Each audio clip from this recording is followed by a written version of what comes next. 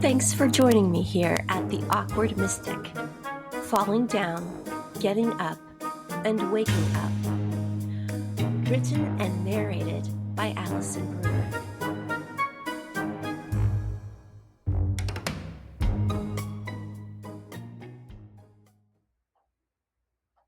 Story number 5. The Sovereignty of the Shiver.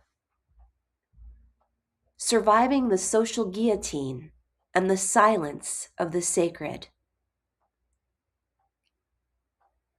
The first thing you lose isn't your mind. It's the hiss. In 2015, the hiss was the sound of a milk steamer in a Philadelphia coffee shop. Psst, shh,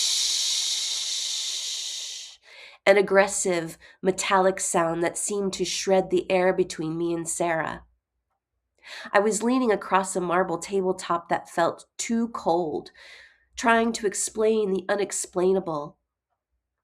I was trying to tell her that I had looked behind the curtain of the world and found that the news was a movie, the government was a stage play, and that I, and she, and the guy sneezing in the corner were citizens of a galaxy so vast it made our city feel like a dust mote. I have this knowing, I said, my voice trembling with the weight of the download and fear of the whitecoats institutionalizing me. We have extended family in the stars, infinitely more of them than us. We aren't alone, Sarah. I'm a part of that.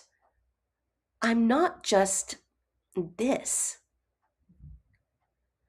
Just a few weeks into what could only be labeled as some kind of spiritual awakening, a yawning off of lifetimes of dreaming, I felt like I was remembering things most humans have forgotten.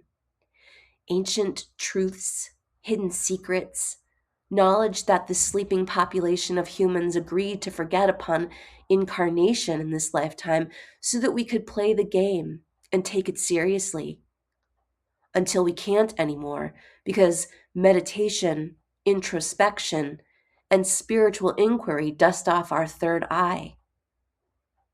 Or something like that. I don't know. I do know because this new knowing, or claircognizance, had recently activated in me. I knew things about my clients' past without them telling me. I knew when people were lying to me even if I didn't always trust my intuition, either because I didn't want to or because I simply doubted myself. Clink. Sarah's spoon hit her saucer like a gavel. Okay, we need to stop, she said. Her eyes weren't looking at me. They were looking for an exit. This conversation is giving me anxiety. Can we talk about your business? Or the move? Anything else? She looked at me as if I had 5 heads. That was the first shiver. Not of the body, but of the social fabric. To stay sane for Sarah, I had to become a ghost in my own skin. I had to learn the art of the small self, the character who nods at the news and pretends the play is real. I didn't know then that I was beginning a 10-year hike into a desert that would eventually claim every version of me I had ever known. 2 deaths. They call it the dark night of the soul, but that sounds too poetic, like a charcoal drawing. The reality is more like a demolition site. The first night in 2015 saw the death of the performer aspect of my identity. I was a woman who lived for the stage of life. Funny, expressive, rooted in the grit of Philadelphia for 17 years. Then the lights came on. My heart blew open so wide it felt like a raw wound. I became clairsentient overnight. I'd walk through certain neighborhoods and feel the rage of 1920 or the sorrow of 1968 vibrating in the bricks. I cried until I was nearly dehydrated. My body, unable to handle the sudden galactic voltage, collapsed into autoimmune disorders and eventually stage 4 Lyme disease. But back then, I discovered an anesthetic: nature. I moved to the country and fell in love with the spirit of the land. I could lie by a creek, babble, gush, trickle, and feel the pulse of the divine holding me. I was broke and sick, but I was blissy. I was a self-proclaimed awakened warrior. But by 2025, the warrior persona was dead too. The Social Guillotine. Between 2016 and 2024, The Matrix didn't just feel like a movie. It felt like a trap. The air in Pennsylvania grew thick with a new kind of static, the sound of people I loved sharpening their tongues. Clack, clack, clack. The sound of keys hitting a laptop as friends unfollowed and defriended each other over political shadows. I watched people who called themselves progressives, people who, like me, had spent their lives rooting for the underdog, transform into agents of vitriol. Their love was a gated community. You were only allowed in if you repeated the script with the exact right inflection. Because I saw this stupid play for what it was, I couldn't join the chorus of hatred. I wanted nothing to do with it, so I did something bizarre. I tested the cage. I wanted to see if their compassion was real or conditional.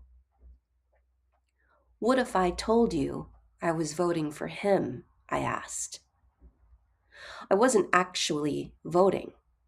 I had realized that the United States red versus blue was just two hands on the same puppet. But I needed to know if our friendship had a soul beyond the script. The silence that followed was a vacuum. Then came the labels: racist, homophobe, bigot. The words hit like stones. For 45 years, my heart had been a wide open door.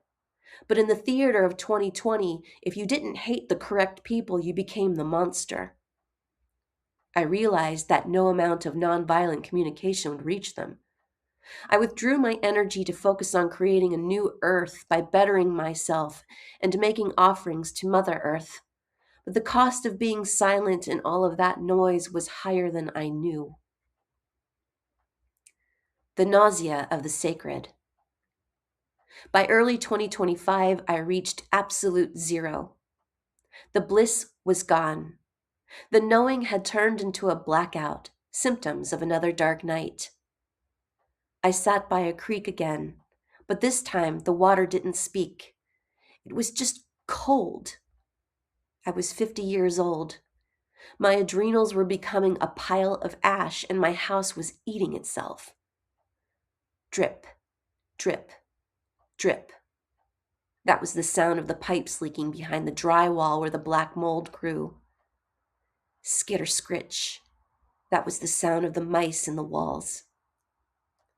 I had built a private practice where I was the compassionate healer, but outside those sessions, I was starving. I was starving for a peer to hold space for me without trying to school me in why I had attracted such harsh circumstances, that I needed to change my thoughts and raise my vibration, or that I had to simply say, "This isn't mine," and send the struggle on its way.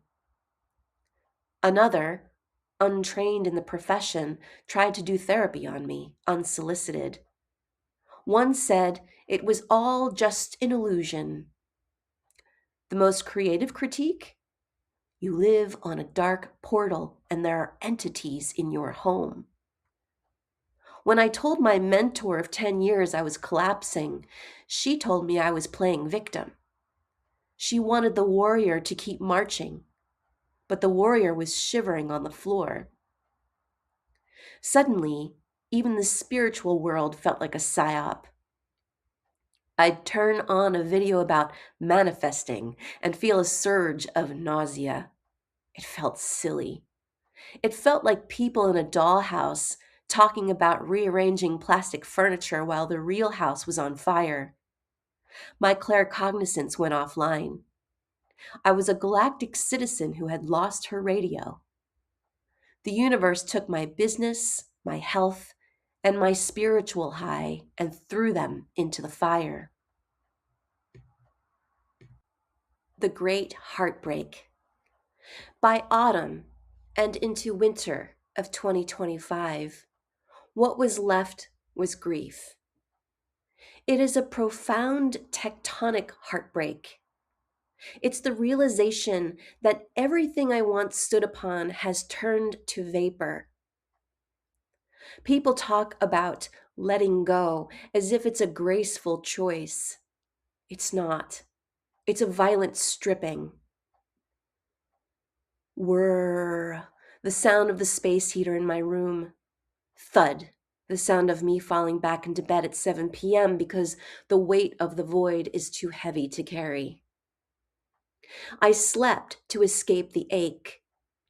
Sometimes I went to bed early just to reach the safe harbor of unconsciousness where the stupid play can't reach me.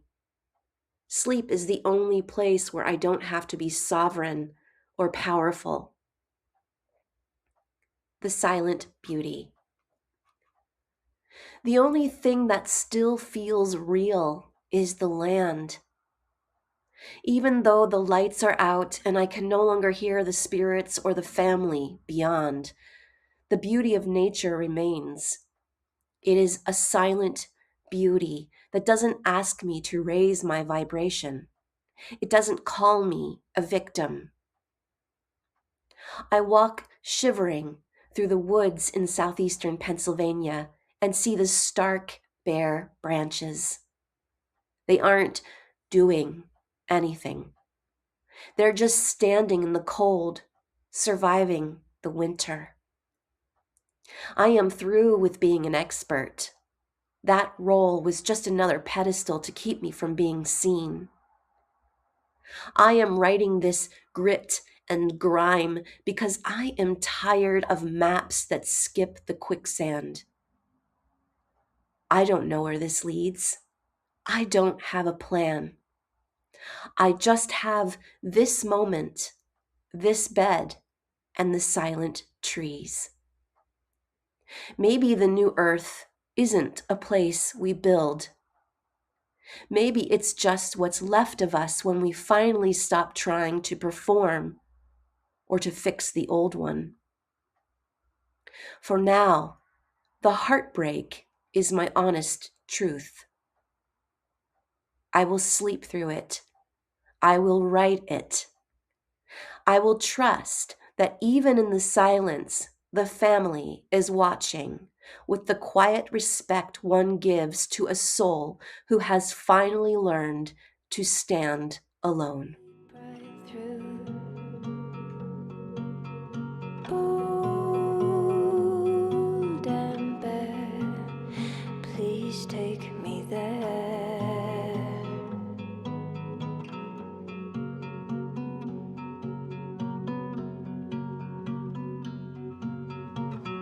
You keep asking